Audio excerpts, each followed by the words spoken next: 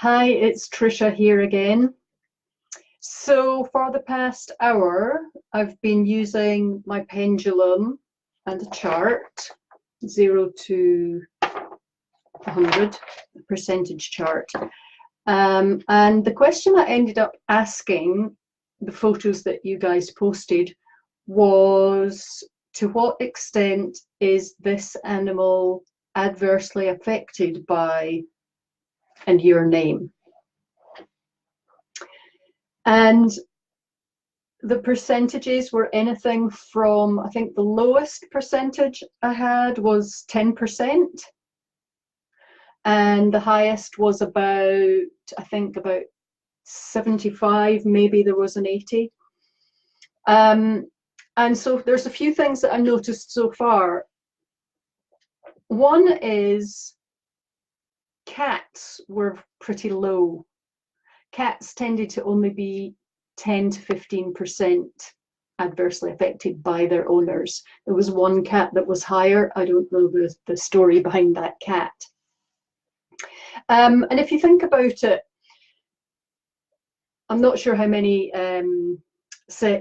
individuals I checked in that hour, but there was quite a few. If you look through the comments on that other live, you'll see them. I'll count them up tomorrow. But a lot of them were horses. The biggest proportion of them were horses, I think. And if you think about horses, we're pretty much in control of their life, where they live, what they eat, you know, strapping tack on them, riding them, taking them places, you know, who they're in a paddock with. I mean, yes, they get opinions about stuff, but we're really controlling everything, aren't we? And one of the horses that I did is Brumby. Oh, and actually, just remembered that skews my stats a bit. That particular one, it came out as 100% adversely affected by the owner. But when I checked, it was because it wished that horse wishes it was still wild, which makes sense, doesn't it? So what I'm saying is that with horses, the percentages tend to be higher because we're really controlling a lot of their life. But if you think about a cat and the way that cats live, we don't really control their lives nearly as much, do we? They're very independent. They're not as affected by us, and they can go and catch their own food largely. So cats tended to be much lower percentages. So hopefully that puts it into a bit of perspective.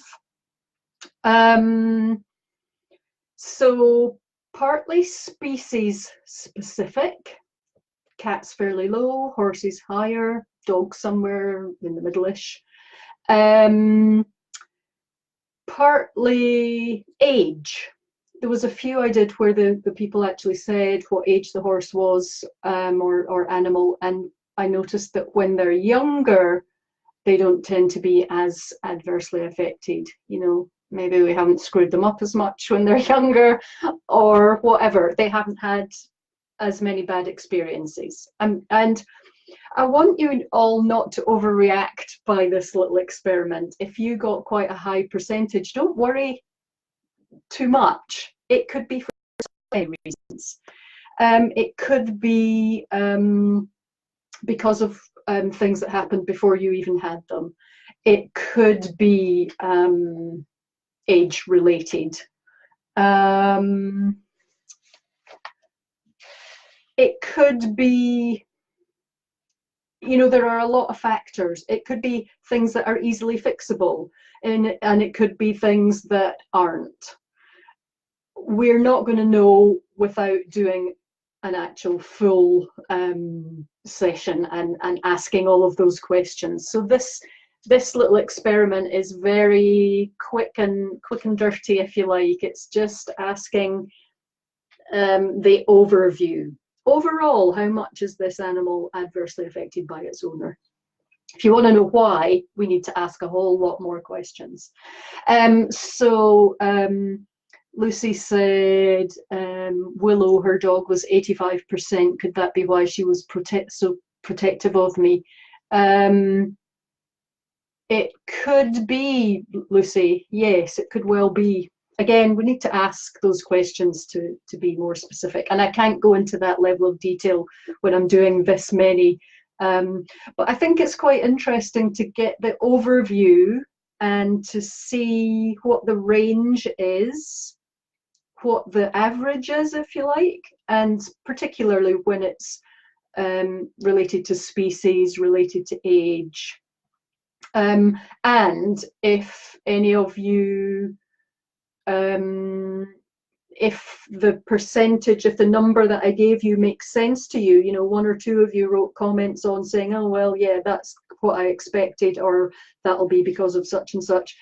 If you know something like that, do type it into the reply in the comments, because it's useful to get that perspective of, does it make sense or does it not? Is it what you expected or not at all? So yeah, I thought it was quite interesting, Gillian. So that's just a bit of perspective. If you have any questions on, not on the, I'm not going to do any more testing tonight. I might do a few more tomorrow if there are more. But if you've got any questions about the results, or you know, am I missing anything? Is there another way we need to look at it? Is this interesting to you? I find these sorts of things fascinating. Then just say, let me know what you think. Jessica says, my kitten was 70%. We've had him for a month, still not sure what to call him. Yeah, exactly. You know, it could be that just the general feeling of displacement is the word that's in my head, Jessica. You know, like he may not know if he fits in yet, and if he doesn't have a name, that probably doesn't help. So yeah, you know, do you tell him you love him? Does he know he's part of the family and he's staying? Yes, all those things could be affecting that number. So just shout if you have any more comments, otherwise we'll leave it at that, and I'll do some more tomorrow, and I'll feed them all into a trusty spreadsheet, because you know I love my spreadsheets, and see what the stats show, what the averages are and that sort of thing. So I don't see any more comments popping up. So I hope that helps. I hope it's interesting, and see you next time. Thanks for taking part. Night night.